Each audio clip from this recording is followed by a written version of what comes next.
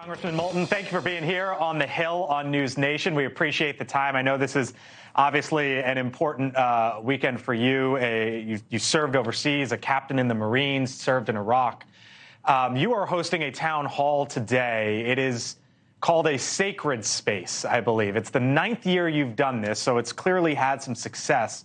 What is it, and how is it helpful for folks like yourself? So the idea with Veterans Town Halls is to bring veterans together to share some of their stories and experiences, but to do so not just with fellow veterans, but with the communities that we fought to protect, to try to bridge this divide between veterans and everybody else. You know, I think we're fortunate to live in a time in America when a lot of people support veterans, even if they don't support our wars. They want to support veterans when they come home. They want to help us out, but they don't even know how to relate. And Veterans Town Halls enable us veterans to share just short stories of how our experiences overseas have affected our lives back home.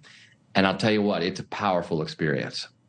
You know, you mentioned the support for veterans, and there is no doubt about that. But I saw something, Congressman, that really caught my attention. There was a poll of veterans from 18 to 29 years old, and 70% of them right now say they feel uncomfortable when someone says to them, "Thank you for your service." Why do you think that is? Well, I think it's this feeling that people don't really know what that service is all about, that they're just sort of casually saying thank you with not understanding the real sacrifices that veterans went through and the effect that that service can still have on our lives today. And that's, again, what this town hall is about. You go to one of these town halls, they've now spread all across the nation, thanks in part to many of my colleagues in Congress who have picked up this concept and are doing it in their communities.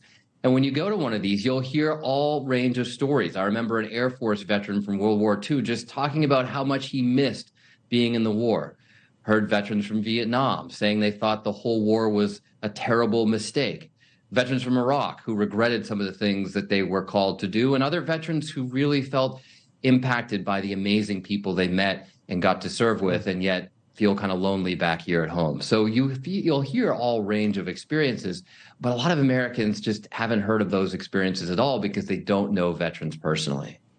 Your experience includes suffering from PTSD. You have been very open about this, Congressman, in the recent years. There was something interesting earlier this year in Washington, earlier this summer, where you had Congresswoman Alexandria Ocasio-Cortez, who is on the left flank of your party, and Congressman Dan Crenshaw, a wounded veteran who is a conservative Republican. And they have come together, you see an image of them there, they have come together on the idea of we need to look into psychedelics and funding psychedelics, because maybe that is a way to help veterans and to help others who have, for example, issues with PTSD.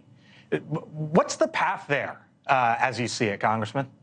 Look, we need to do a lot more. Obviously, there are a lot of veterans from many wars that are suffering from this, and yet it's really just been an issue that we've been willing to address with Iraq and Afghanistan veterans.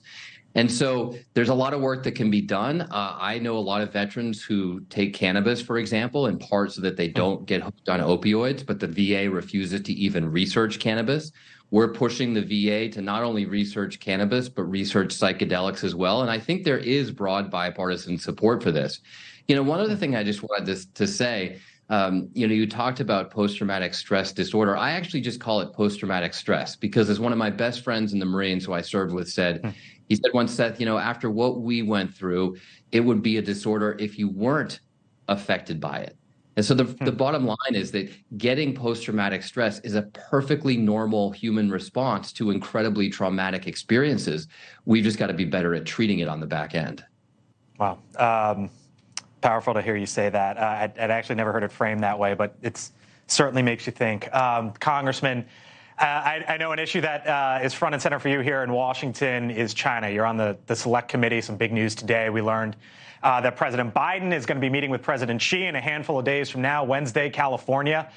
What is the message that the president, in your view, needs to send to Xi Jinping?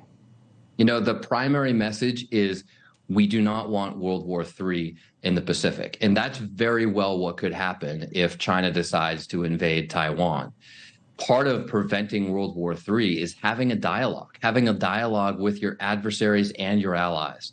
The president has done a lot of work to strengthen our allies in the Pacific, to say to China that you can't get away with this if you try to do what Vladimir Putin is trying to do in Ukraine. That's a powerful message of deterrence, strength in numbers. But you also have to talk with your adversaries. China is an adversary right now. I hope that's not always the case, but having a dialogue with them in the same way that President Reagan had a dialogue with Soviet leaders helps avert crises. And that's exactly what President Biden is trying to do. Congressman, got to leave it there. Thank you for the time and appreciate the perspective. Congressman Seth Moulton from Massachusetts. Take care. Thank you, sir.